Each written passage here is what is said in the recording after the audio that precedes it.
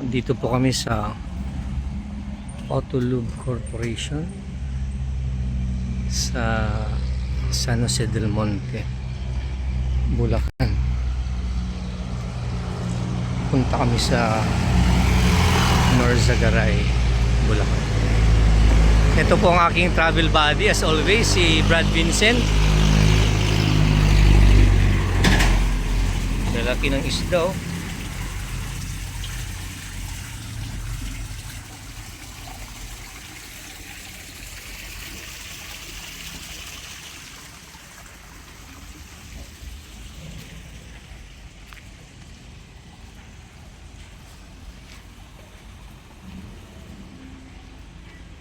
Kala namin hotel eh.